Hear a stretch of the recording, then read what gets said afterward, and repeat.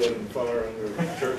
Yeah. Well, I want to tell a story on Ronnie built the fire under Gene. church bus, but he also built one in Uncle Odie's garage. This is Sybil Eileen, and she was Norma's oldest daughter.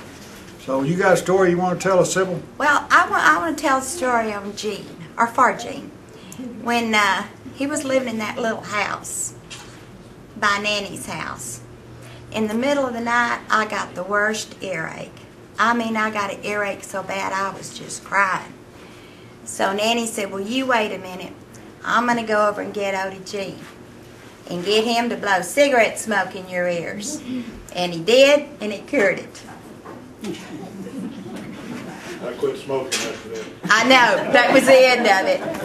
And I guess really the other thing I wanted to say is that I was telling somebody when, as most of you know, my mother was sick a lot, and I spent a lot of time with my aunts and uncles and my grandparents. But my nanny taught me every night I had to say and go through the whole thing. God bless Aunt Jewel, God bless Uncle Casey, God bless Uncle Odie, God bless Aunt Velma, and I had to go down through every single aunt and uncle and every single cousin every night in my prayers. But the thing of it is, I have all my life been so grateful for my Roland family, for my aunts and my uncles, and my nanny, because you all held me up and made my childhood a pretty good one. You lived in Sulphur at the same time, who I call Nanny Speaks. Yeah, right? Nanny. Mm-hmm. Tell us about Nanny. Well, she was about the best grandma in the world. One thing I remember a lot about her, when she lived in that big house there on Winningwood, we lived just 2 houses over, and she'd come see me. She'd walk over to our house, and she'd walk through the alley. Well, my mama told me not to leave my doll outside, and I did, and it rained on. And dolls back then didn't tolerate rain, and its face all melted and came off. So my mama threw it in the trash. So Nanny came, and we were walking down the alley, and we found the doll. And I cried and cried and cried, because that was my Papa Mama doll. So she said, don't worry about it.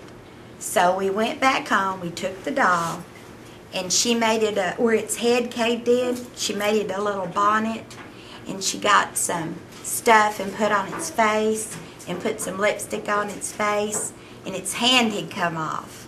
So she made it where the sleeve came down and covered the wrist. And she said, now don't tell your mama.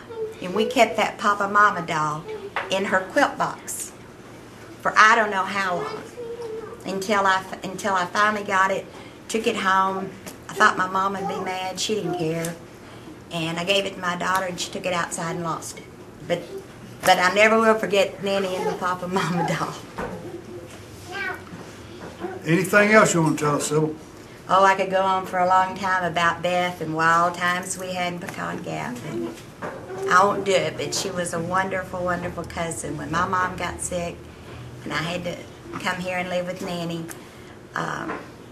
it was quite a culture shock from the border of Mexico to Pecan Gap, Texas.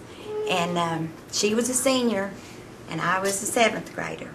But she took me in, she took me around town, she took me riding on the back roads in her Bel Air Chevrolet, and she made it bearable. She ever take you swimming? Oh yeah, out the rock quarry. Sure did. She and I talked about that this morning. I remember that. That was some cold water. And deep. I was scared. I was scared. Okay.